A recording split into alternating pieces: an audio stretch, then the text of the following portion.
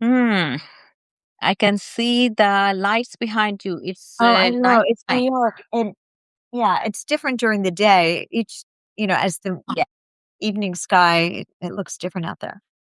Yeah. So we got people coming in. That's great. That's wonderful. Hi, everyone. I missed the initial names, but Tori, Holly, Gunnar, Miriam, Deborah, Peanut, uh, Janet. Wow. Welcome, guys. It's amazing. The numbers are increasing rapidly. That's great. We'll let them join.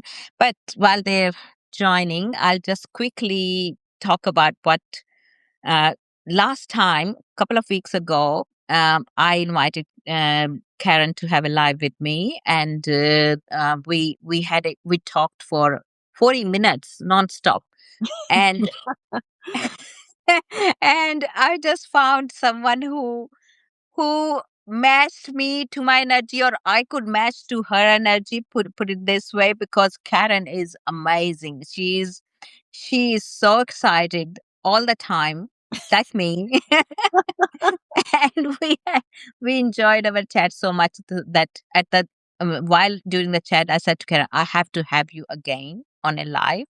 And straight away, went back and booked another time with her. So here she is. She graciously accepted my invite.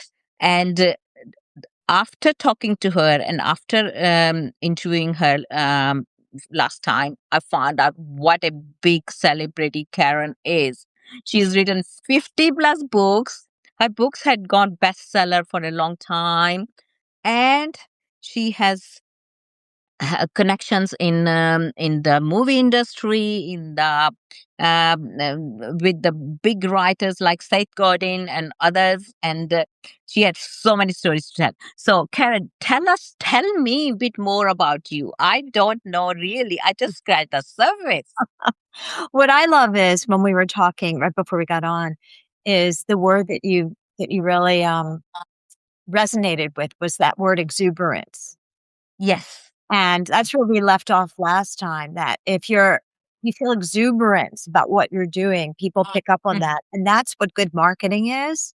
And I think Mm-hmm. when you say that our energies relate, I think that you have exuberance. And Oh, thank now you. that I think about it, I think that's something I secretly love in people. Hmm. Like if I feel somebody's exuberant, this should be a perfume. Let's make a perfume, Yes. exuberance. Oh, wow. That's a great idea. I But don't think anybody has got that name for their perfume yet. no, no, it's a Yeah, good we can word. do that. We can do that. And you know what? You just gave me another idea. Yes. This is what I am. This is what I am. I just come up with idea at the drop of hat. So I'm looking for an idea on Kickstarter to start something, to have a campaign over there. And maybe we can have a campaign about creating this perfume called Um, exuberance. What do you think? I'm maybe just kidding. good But call. it can be done. It can be done. Well, actually, this actually Mm. leads to a story, which you seem to like my story, so I will tell you a story about perfumes. I love your stories. Please do. Many, many years ago, when I was a single girl, Mhm. before there was even Sex in the City, I was doing my own Sarah Jessica Parker before she was even like a little sparkle in that writer's eye. What was her name? The author? I forgot her name. Uh, the Sex in the City author. Candace Bush. Ah. That's what it is, Candace Bush. Mhm, Anyway, mhm, I mhm, was at dinner with my friends, mhm, and by the way, and this is gonna make people exuberant, I think, the story. I was at dinner with my friends, and I was joking, and I said, mhm, "The best way to get a man is to already have a man, to be unavailable, and that, like, the most sexy thing a woman could wear is another man's arm around you," and I was just making up this whole thing being unavailable, and then I mhm, wrote down on a napkin, "Unavailable should be a perfume. Unavailable, it's more than a perfume, it's a philosophy." And then I thought I had this whole idea of being the unavailable woman, and I decided I wanted to sell it as a perfume. Okay. mhm, mhm, People get exuberant from the story.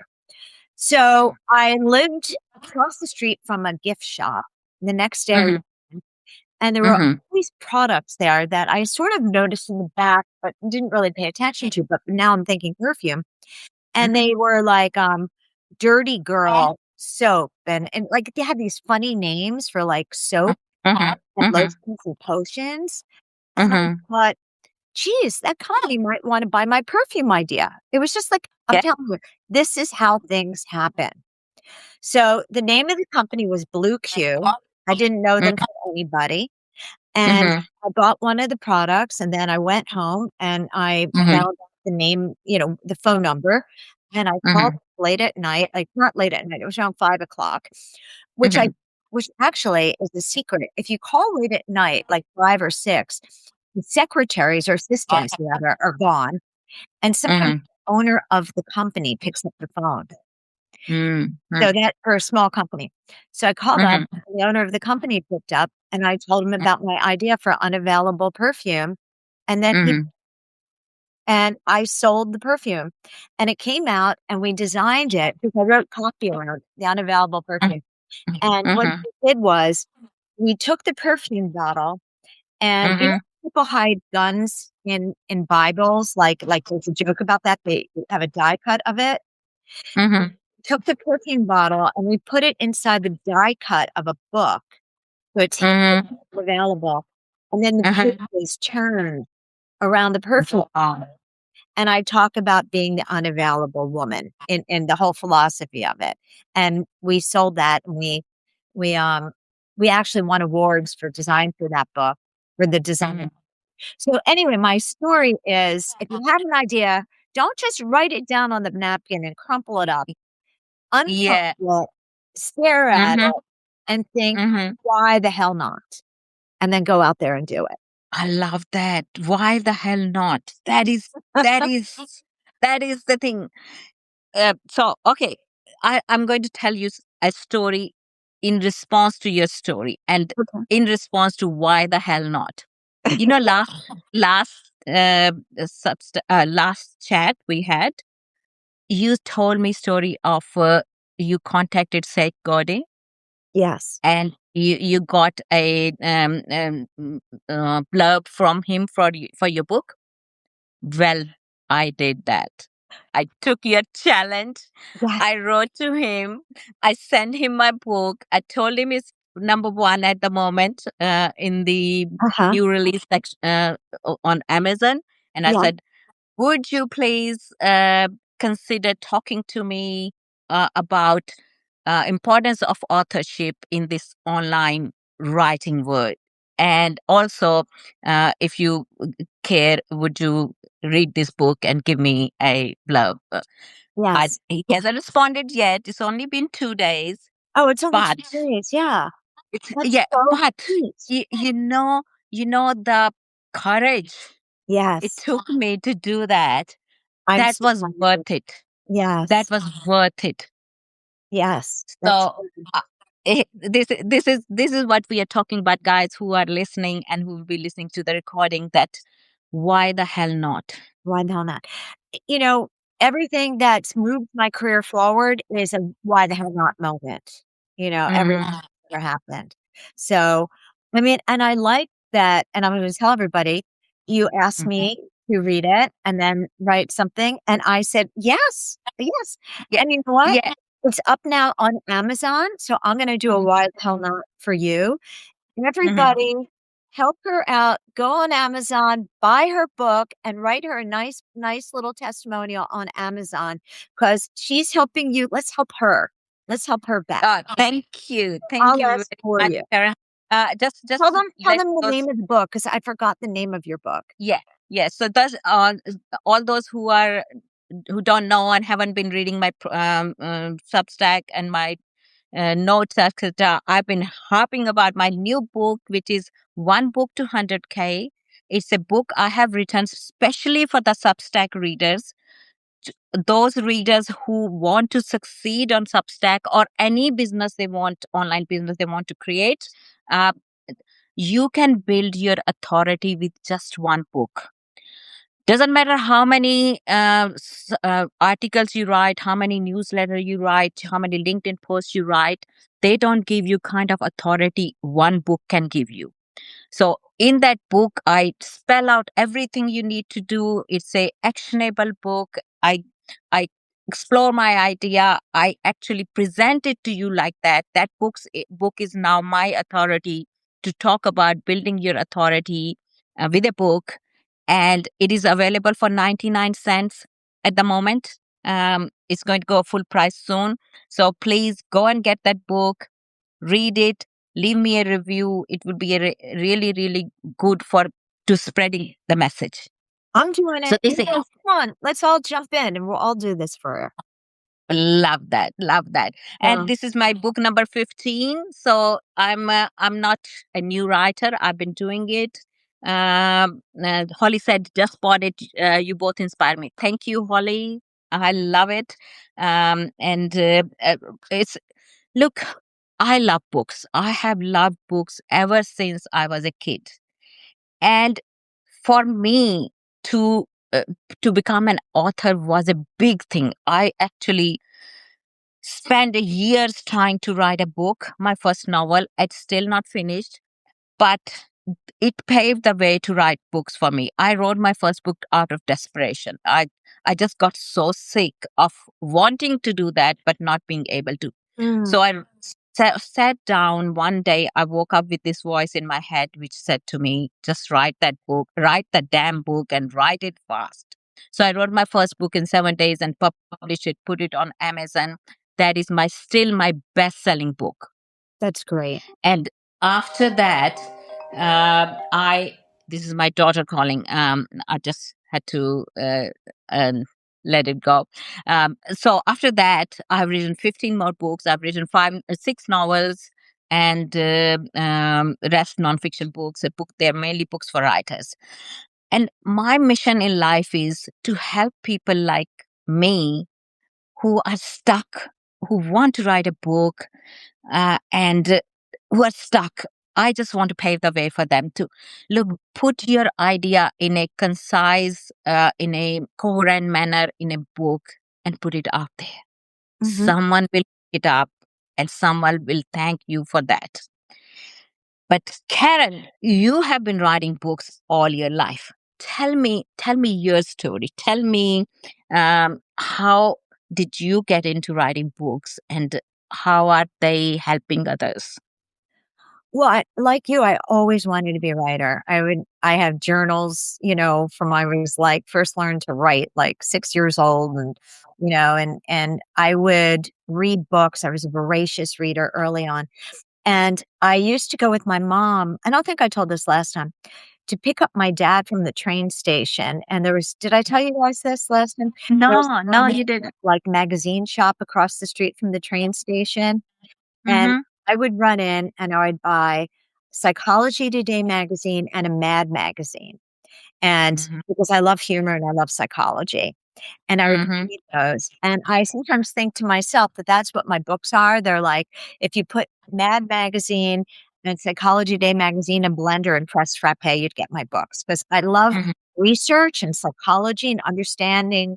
I'm a leading behavioral change expert. That's the kind of the main common thread throughout my different books. But I like the humor. Mm-hmm. But then I went into advertising and I was working in advertising for many years, but I was dabbling on the side writing my novel. That was my very first book. And Mm-hmm. then I decided I kept threatening to quit advertising, but I was doing very well. I was a senior VP creative director in my 20s. And every time I tell my parents I was going to quit, they kept Mm-hmm. talking me out of it. They would say, how can you quit? You're doing so well. And I said, well, that's actually how I can quit. If I was doing really badly, I'd be too afraid. But I figured whatever I'm doing right in this career that I wasn't exuberant about, if I was doing Mm-hmm. something that I really wanted to do, maybe it would be like the zen of my being. Are you hearing like a squeaky noise or something? No, no, no, I'm Okay. not. Um, Mhm. anyway, so I quit and didn't tell my parents. So I was like, I was old enough at that point. I was about 30. Yeah. So, um, and then I did freelance work. in advertising on the side while I wrote my novel. And even how I got freelance work was like that. I would just, again, what the hell not? Like, I would just go up to people. I was at a party. I remember this. Every one of my stories that was that little moment was a moment of bravery. And Mm, that's what I think if I look back, that was it. So I was at a party and somebody said, "Oh, that man over there, that's Lee mm. Hunt who works at MTV, and he works in their little promotional department." And Wow. I just quit my job in advertising, and I was looking to make extra money on the side. So Mhm, I went over to him and I introduced myself to him. And mhm, he said he does it for all the networks, not just MTV. And mhm, I was in advertising. I had worked for J. Walter Thompson on Showtime, the TV. mhm, And I told him about this funny thing that I'd written, a song, "When it's showtime for me, it's no time for you." And it was like, you see, like, everybody's ignoring things around them and watching Showtime, and, like, mhm, baby's crying, the house is on fire, and the whole mhm, thing, like, "When it's showtime for me, it's no time for you. Now that I've got showtime at my place, I'd rather look at it than at your face." The whole thing was mhm, outrageous, and he absolutely loved it, and he brought me on, and he gave me enough freelance work to do while I was writing my book, so even that mhm, was me mhm. to somebody and excitingly promoting myself. And that's what I want people to do is to get out of the way of fear and just get excited about, like, I don't know, get Yeah. yourself into that mindset of, Mm, oh, and to think why they might like you instead of why they wouldn't like you. Like, get excited. mhm. Like, I can't wait to tell them about this. Yeah, it's a very interesting point you raise here, Karen. You know what? We our tendency. I don't know. It's whether it's our age group or it's all across the board, broader spectrum. That we always want to know the boundaries. How can we work? How can we do the Substack better? And so we want to learn what's the way, how is the people who are doing it well are doing, then following the same path. While the best way is putting yourself out there, whichever way you are, and just like taking it like this, that it is sharing, sharing your energy, sharing your personality, sharing why the hell not moments, which actually take you much further than knowing how to do it right. Yeah. We are so much trained, I think, from the school years and then from the jobs, that this is the way to do it and this is the way you're going to do it. Now, when you are into your own business, or when you're online and when you're doing your own thing, you got to do your own thing. And I think that I'm even trying to think about what is the extra little thing that gives you that exuberance, gives you that bravery, is Mhm, to think about how you're different, to be authentic and so much authentic in what you do that you say, "Yes, I know it's crowded on Substack. I know it's crowded in agents, they get lots of books." But mhm, to figure out what makes you you-ier, what makes you you-ier, what is the thing about you? And then to mhm, embrace that. So mhm, you say, "Oh, mhm, I'm writing about midlife." There are a lot of people writing about midlife, but I'm doing it in my you-ier way. I'm doing it my way. And to just mhm, get to know what makes you you-ier and embrace that. I would say that that's part of it. And then you don't feel like, and then you feel like I do have something to say. There's something a little mhm, different about what I have to say. And to figure out what that is, to drill down and to figure out what makes you you-ier. I think that's mhm. something that I would tell people. Yeah, I think a little bit challenge every day. If you can take a tiny little challenge every day and act on it without worrying about the consequences, without thinking, okay, what will happen? What will people say? And that was the kind of, I didn't even know you. If I had known you, you are such a big author, I probably would have thought 10 times, maybe she will not talk to me. Maybe she will say no. Maybe she is so busy. But I just did it. And then taking that clue from you, I just wrote to Seth. And now I'm just taking more clues. And after this talk, I'm going to do more things, tiny Good, little, good. uh, tiny little challenging things, because I always loved challenge in my life, because that gives me the energy, the exuberance I'm looking for, something to look forward to. Yes, Otherwise, if you live your life in a container, it's very boring. yes, definitely. And you have nothing to talk about after. And you know what else? Also, I'm going to tell you something. Is my son was playing around with making these really cool, we call them edits of like little movie scenes and putting them up. And he was doing really well, and I was so proud of him. Then sometimes you don't, you Mm, know. And I looked at my own Substack, my own Instagram, and I have some that hit it out of the park and have clunkers. And I looked at it, and I think it's almost the percentages of the Pareto principle, I think that's how you pronounce it, are like you wear 20% of your clothes and then 80% you ignore, you know. mhm, I think if I look at my Instagram or even my Substack, 20% of my posts do really great, you know, whatever, like I have that hit. 80%, mhm, it's like it's just sitting. You can't expect every time, and that's why you have to keep trying and keep like, mm, just keep trying and not give up, and just if you even tell yourself like a Babe Ruth thing, like Babe Ruth mhm. was the highest hitter of home runs and also had more strikes than everybody else. So, Yes. and that takes some of the fear away. Like if you just tell yourself, okay, Pareto principle, 20%, that's all I need, and just keep Mm, going and going and going. And then some of that 20% can really move your career forward tremendously, you know? mm. And that reminded me, your last post was brilliant, which where you wrote that you met your 90-year-old self. That Thank you. was so good. That was so good. Oh, Um, thank you. and I was amazed. How did you create those images? That. Yeah. Okay. So what I did was I wrote the post. I'll tell everybody how I did it because I want people to do it. I think it's very therapeutic. The post was about my 9-year-old self coming to visit me now at 65 and giving me life advice. Mhm, And mhm, so I went on to Chat GPT.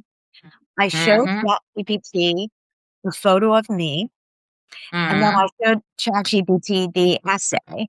And, mhm. where I describe what Yeah. 9-year-old me, she's wearing red sneakers, she has white hair, she has rings, I put the whole thing on. And I said, "I'd like to see a photo of, my 9-year-old self and me having coffee." And ChatGPT even picked up that we have coffee in purple mugs, and it did the photo of me. Mhm. So you don't need a fancy app or any software. And then Yeah. the end of the article, 90-year-old me hugged 65-year-old me, and I said, Mhm, "Let's see a photo of 90-year-old me hugging me." And mhm, when that photo showed up, I know it's AI creating something very AI-y and fake. It mhm. really touched me to see Yeah. 90-year-old me hugging me. It was, like, kind of emotional. So I Yes. in my notes, I put up for people Mhm, to go on and create their own 90-year-old you hugging present you. And mm, all of those photos, and I put it was in one of my notes that I have, very mhm, emotional looking at people's 90-year-old selves hugging them. So I definitely mm. recommend this. You could just do it on ChatGPT. Just give them a photo. Wonderful. Yeah, I have done similar work where I have created caricature of myself on ChatGPT, but I never thought of this, you in 20 years from now, or 90-year-old or whatever. So I'm going to go try that. I'm going to definitely. And actually loved your question. I have been journaling about that from a couple of times already. Your question was, tell me something which I don't want to know, but I need to know. Oh, yes, that prompt. Yeah, what do I need Yeah, to know that. that I don't wanna know? And then Yeah, yeah. yeah. Yeah. Yeah, that's a brilliant prompt. So I've been journaling on that. Oh, good. Uh, Oh, good. yeah, that's really good. All those who haven't read Karen's post, that one you must read it. That's her 20% post. That's really Oh, good. oh, thank you. Thank you. Yeah. So I Yeah. wanted to tell people about that they should have a paid Substack and why. I Oh. have a second Substack called Some Things Worth Sharing, and where I share other people's stuff. And Mm-hmm.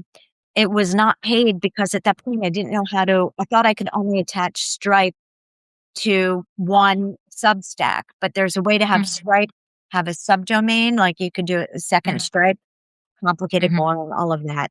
But as Mm-hmm. soon as I made my Some Things Worth Sharing a paid Substack, within Mm-hmm. 24 hours, it showed up as number 34 on education.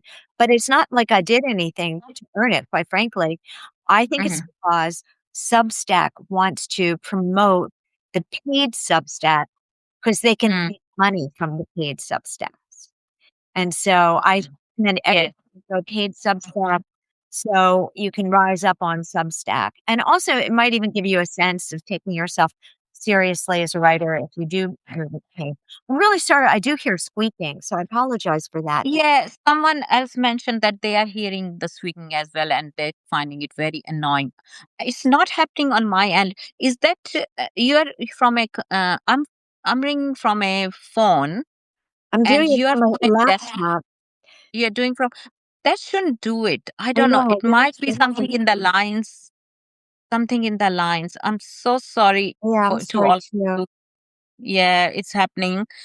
So we're reaching towards the end of 30 minutes. I try to keep my lives for 30 minutes so that people can do other things. Is there, if there is any question anyone has for Karen or myself, I would love to know about that.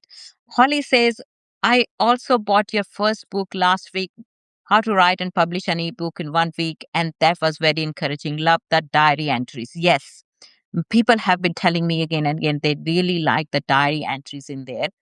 Um, Kathy has asked, oh, she's quoted Eleanor Roosevelt's quote, do one thing every day that scares you. Yes, that's a great quote. If there is any question, please let us know. Um, Karen, I was thinking, I've written this book and I've done a number of things. I wrote a post about it as well yesterday that I took it, did a number of things to take it to number one in the new releases. So those are sitting there. But once a book is published and it's made its way to number one for a few days on Amazon, and then it gets taken over by other books, how can one continue bringing the um, readers to their book or take their book to the readers? What are the strategies you have used in past which can help other writers as well? Well, I do love Substack. I feel like here's where you have people that already love to read. And I do hear the squeak when I speak. So I do apologize. I hope that's not too annoying for people. I'm hearing the squeaking. Um, Hmm. but what I was gonna say is when you promote your book, I like to just write around the topic of my book and then mention my book underneath. And on Hmm. Substack, if I would just put the cover of my book on Substack and say, buy my crickets, like nobody's going to pay attention. You have to No. talk about the essence of your book, the theme of your Hmm. book, and just Hmm. write things that make people interested and think, Hmm. wow, that's like a little sample. And Hmm. and then they'll want to read your book. And I use many on Instagram where I say, if this is interesting to you and you want more, drop a Hmm. word below. And Hmm. I'm really sorry, I do hear the squeaks. And Hmm. I will DM you information about the book. So that's one of the other things that I do. And podcasts. You have to borrow other people's audiences. So going on Yes. podcasts. Yes. One thing which worked for me, which I wanted to share here, every time. in a live, I have showed the actual book of mine. I had sales directly from there. Oh, that's a great Uh, tip. Yeah. yeah, and this is something I want to do with other writers. And last time I asked you, Karen, do you have your book handy with you? And Yeah. you didn't. I forgot to mention it before the live it to again. Ah, If you have your book, so here is a another live between us. If you are interested, okay. we can do a live where we will talk about two or three books of ours and tell people about that, what's in that book, what they will get out of it. And Sure. then and also show them how to do the live about selling the book. And I got this idea from Gary Vee. Have you heard of Gary Vee? The Sure. Yeah. Yeah, yeah. The Crush It guy, the one who has written that book, and he's a mega.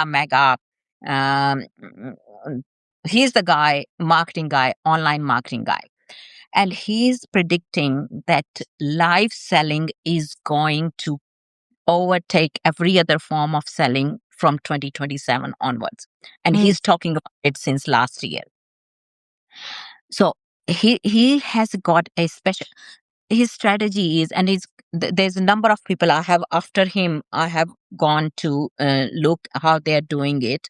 There's a writer who does every Friday morning. He's in UK. Every Friday morning for 1 hour, he's online and he talks about his books. He writes fiction. I think it's fantasy. He writes fantasy fiction. He talks about his book. He stays online. He talks to people, answering their question online and selling his books at that time. And mm, his wife, his whole team, they've manually sent those books to those people who buy at that time while they are talking. So wow. they take orders during the live. And he's got a Facebook community who is following him and his method of selling. Facebook community of authors. He's got about 250 people joined his community. I joined it too, and I sometimes go and see his process of doing it. And he walks you through the his room or little warehouse he has created in his home, where he's got books and how he puts orders and how he Mm, takes people dresses during the live and the how he actually mails them. I probably don't want to go to the extent of mailing people, but I do want to talk about books online live for on a specific time, and I want to invite other authors to bring their books as well, and let's do this live together so that we I can love that. talk about our books and They sell have them. like the bring your mom to school day. This is like bring your book to Substack day, and you just bring your book Yeah, and you hold it yes, up. yeah, I think that's a great yeah. idea. Yeah, it's for me. It's Tuesday here. It's Monday for you, but I can do Tuesdays with Neera selling your book, sort of thing. Sell Yeah, your book on Tuesday and come over, book a live with me, and I'll help you sell your book. So here is another idea I've been working on. I I love wanted to that. share. I love that. That's a great idea. And you know what Yeah. live does? Live is where they can feel your exuberance to bring it all full circle. Yes. That's probably why Yes. it does work, more I could picture it working more on live because then people can feel you, they can feel your energy and you talked about it and it's more, it just feels more Mm, natural. So mm. I love You that. know what? Little story here about the lives. I was so afraid of the camera, talking to the camera. And last year in November, I set myself a challenge to do one live every week. And I have been since then doing it continuously. And I learned to talk to the camera solo. So first few of my live were solo without talking to anybody, and I got over my inhibition of talking to the camera. Another challenge I took for myself. That's So great. here, yeah, I and love I that. wanted to share this story. I talked about it earlier as well, but I wanted to share this story again so that people who are thinking about live, because Substack is writing live, and they can see that in future more and more people are going to go into that's why they're going have their channel, and they're promoting lives so much. So now is the time to get on the lives. And if you have a book to sell, please contact me, DM me. I'll do a live with you, and we'll both sell our books. And me and Karen will probably also do it in future. We'll talk Okay. about I love that. I think that's great. it. I love Okay.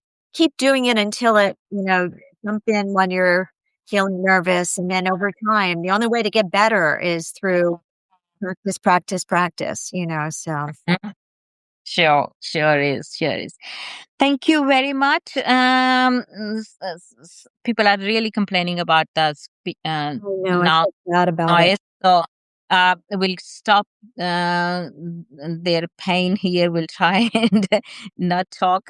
But I'm going to put the recording out along with the notes. It will go both on Karen and mine Substack. So please listen to it over there again, and or if not, read the notes, and you will get the gist of our talk. It was so good to talk to you again, Karen. I love it, And to your you. energy. I love you. And I hope we'll keep talking to each other now and then. Yeah, definitely. And I'm rooting for everybody here. I'm very friendly, as you can see. Reach out, ask me questions. I'd love to help you. That I believe, when my book, Where to Die for Life, is about that, a meaningful life is helping people, being of service, you know, Hmm. impacts on others, helping other people to succeed. And so I'm I'd love to help anybody here however I can. Wonderful. Thank you very much. And good night. Bye.